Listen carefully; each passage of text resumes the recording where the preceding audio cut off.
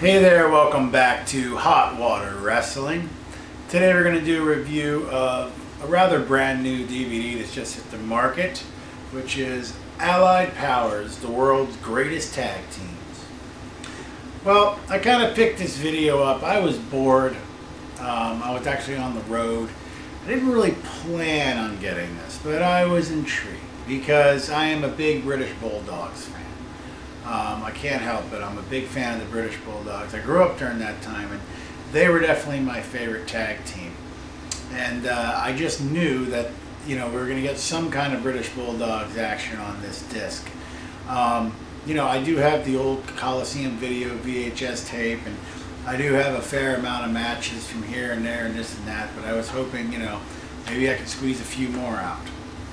So I picked up Allied Powers, the world's greatest tag team. And, well, what can I say about it? It's good. It's hosted by The Miz and Morrison. And their hosting, I really wasn't digging it. What they did was they cut it all up into segments, right? So you get like a 5-minute segment of each tag team. So you get like the British Bulldogs, you get the Hardy Brothers, you get the Hart Foundation, you get Demolition, you get, you know, Rock and Sock, on down the line, right? DX, Edge and Christian. All of the great tag teams, and you get a little profile on each tag team. And then for some tag teams they didn't actually do a profile on, so they kind of like bunched them into groups, like high flyers, where, like, you know, they showcased like the Killer Bees, for instance. So they kind of broke it up into several different things, which was kind of cool because I like the little mini documentaries. I really like the documentary part of these releases, and even though the British Bulldog segment was probably about 3-4 minutes long, it was still great to see a compact segment. So after they do a segment on each team, they then throw a match on and then move to the next team. And then, you know, they have the Miz and Morrison, you know, hosting the show in between it with their Slammy Awards. And like I said, they try to pull off some funny comedy skits and whatnot, try to make it interesting, but it was just kind of stupid, to be honest with you. I watched the first couple and then I just started skipping them. But what matches do we have on here? Well, there were some good ones. There aren't a lot of really great ones on here. I mean, there are, you know. You got the King of the Ring from 1999. You've got the Edge and Christian versus the Hardy Boys, which is really, really good match. The old matches are really good.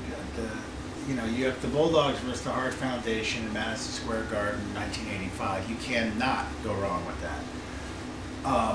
You've got the Killer Bees versus Demolition. Good classic match. You've got the Midnight Express versus the Fantastics. The Funk Brothers versus the Briscoe Brothers. The Rockers versus the Brainbusters. And the Brainbusters was, the Brainbusters was Tully Blanchard and Arn Anderson. When they actually came over to WWE. A lot of you already know that, just in case. And they had a short run as tag team champions and whatnot. But there's a match of Rockers versus the Brainbusters. There's a lot of rocker stuff on here, actually. Shawn Michaels rears his ugly head on here quite a bit. The Rougeau brothers. But yeah, oh, a really good one was the... I really like the Dudley Boys versus the Hardy Boys. That was a good match. But all in all, it's okay. If you really like the tag teams, or you're really looking for, you know, some variety, if you're looking for a set that has a lot of different people on it from a lot of different eras of wrestling, this is definitely a good set to pick up. Like I said, it's good. There's nothing wrong with it. It's not terrible or anything. I think it could have been better, although it is, you know, really hard to do something like this. But I thought they did an excellent job with the history of the World Championship and the history of the Intercontinental Championship. I thought that those two sets were brilliantly done, and especially the World Championship one, just every match was just totally excellent. And I guess they didn't do the history of the Tag Team Championships. They opted to do this instead. Maybe we'll get to history of the Tag Team Championships, and maybe that'll be better than this. But for right now, this is what we have. It's pretty cool. Check it out. And keep tuning in to Hot Water Wrestling. I'll see you guys later.